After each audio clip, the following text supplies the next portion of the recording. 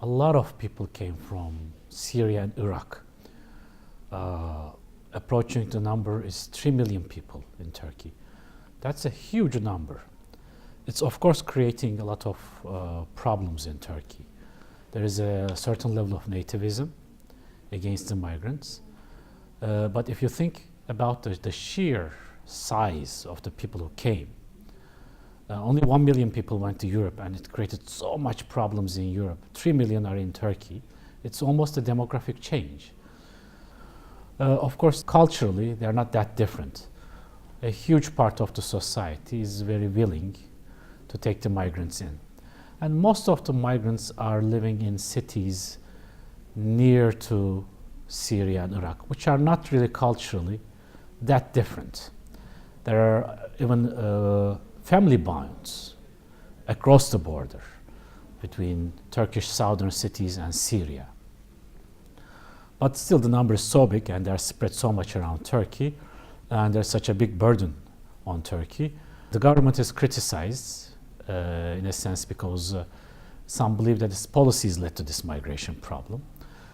Some are praising the government a lot. The Turkish government is praised internationally a lot because it's doing so much to help the refugees.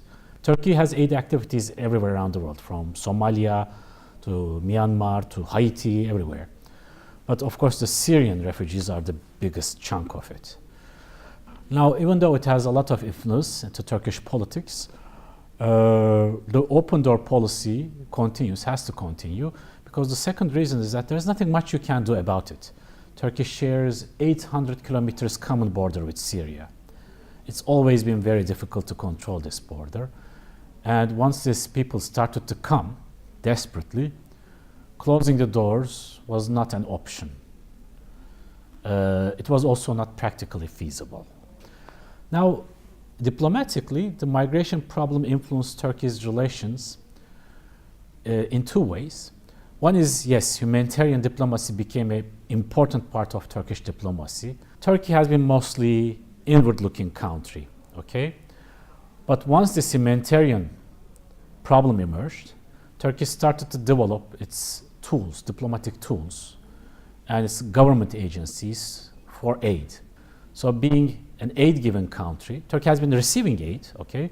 But this made Turkey a country giving aid. It transformed Turkish mindset. The second influence diplomatically is Turkey's relations with Europe.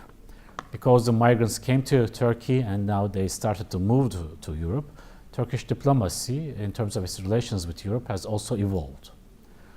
Maybe you know, the Turkish EU admission process has been stalled for years. It's not moving anywhere.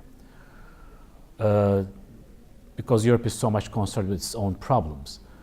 But once this migration issue emerged, Europe again saw that they cannot really ignore Turkey. They might want Turkey in Europe, they might not want Turkey in Europe.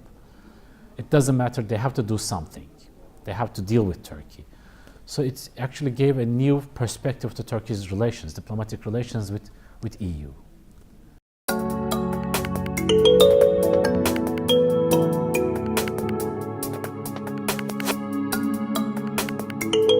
Everything, including the terrorist attacks and the failed coup d'etat, which shocked everyone in this summer, and this refugee problem has an important psychological impact on Turkish public. Turkey has been dealing with these kind of problems before too, but they have intensified quite a lot. The public is pretty much in shock because of whatever happened this summer, and this shock is still continuing. It will continue for, I don't know, maybe another year, I don't know how long. But for one thing, the economy is still maintaining its stability, even though the dollar has become very strong lately. Its tourism has been influenced a lot. Its trade with Russia has been influenced because of other problems, as you know, related against Syria. But nevertheless, it seems that the economy seems more resilient than we thought it is.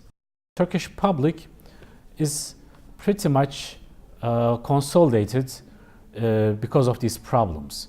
These terror attacks has created a certain atmosphere in Turkey where there's a feeling of resilience against these kind of problems in the world.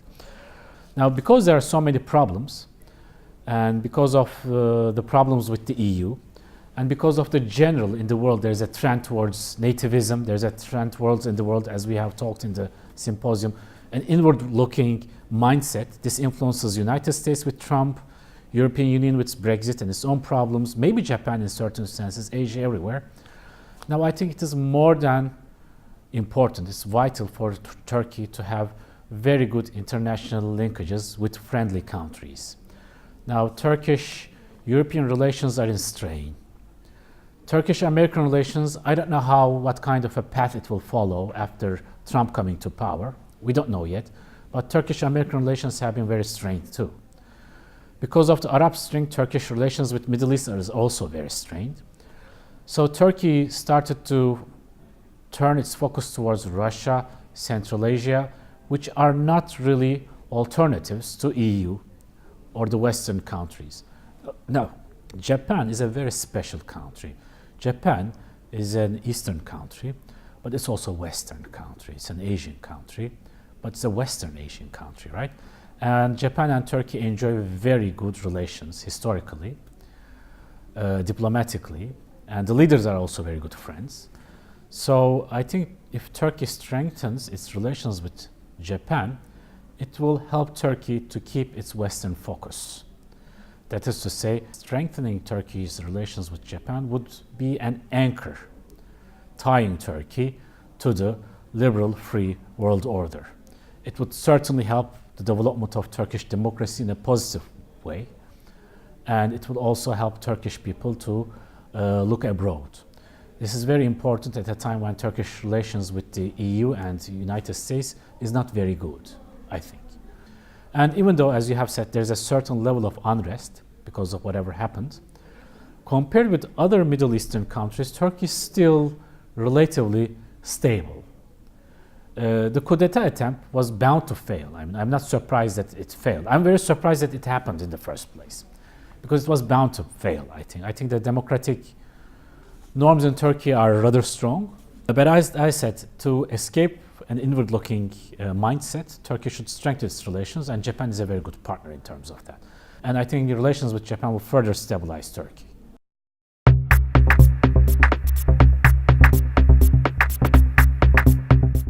Well, I wanted to focus the importance of migration problem in Mediterranean Sea. The sea security is not only about navies and military power or how many missiles you have. The non-traditional security threats are more important. The children who have died while trying to pass the Mediterranean Sea, the child Aylan Kurdi, which unfortunately lost his life at 4 years old in the Turkish beach. That picture was all around the world. The people, ordinary people who lost their lives while trying to find safety in Europe, trying to run away from all the hardships in their own country. So when we're thinking about security and maritime security, we should focus more on human security aspect, I believe. So I wanted to give a focus on that. And the security is not about stopping migrants, it's also helping migrants and saving their lives in the sea. Unfortunately, these people are being abused. Human smugglers are actually smuggling these people for profit. And their lives were really in big danger, and many of them died. Only in 2015, almost 300 of them died. So there should be something done about it. I would like to highlight that point. The second part of my presentation here was more on the traditional security threats. I wanted to highlight whatever is going on in the Mediterranean Sea, why Russia is so much involved in Syria. It doesn't really have to. And I wanted to highlight the way Japan, I didn't really touch Japan very much, but EU and Russia have such a different way of understanding the world. I think the way that Japan understands the world is not that different than the way Europe understands the world. And it's a little different than United States. United States still has this classical geopolitical focus around the world, but the normative aspects are very important. Russia and China, on the other hand, are countries with totally different mindsets. I think Japan's understanding is much in line with Europe, which is normative and focused on human security. Russia and China are more focused on geopolitics, geoeconomics, and state security. So I wanted to expose these different ways of understanding the world.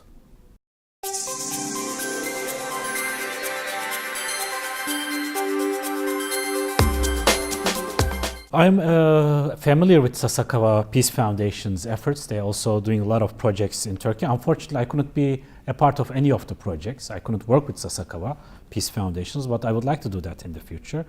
I really find a huge value in being a non-profit, non-partisan institution going beyond ordinary politics.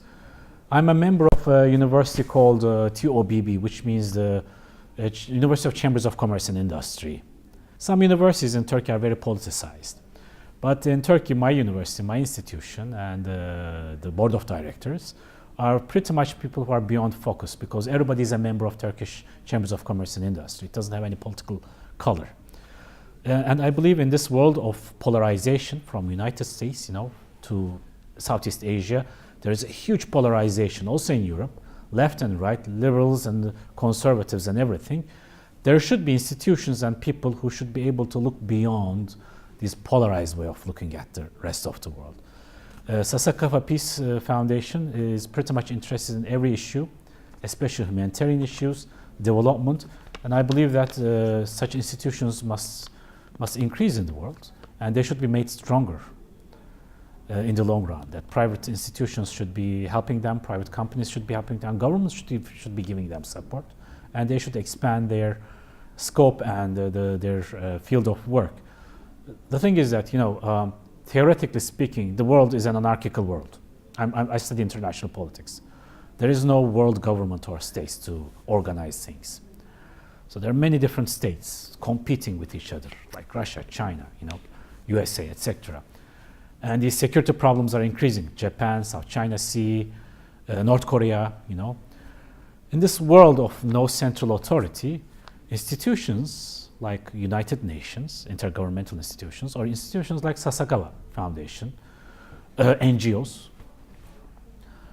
play a very important role. And I think the future, despite the introvert trend in the world, which has seemed to be going on for the last 1 or 2 years, and which will continue for a while too, I think will be mitigated and softened by the works and the ambitions of institutions like Sasakawa Peace Foundation.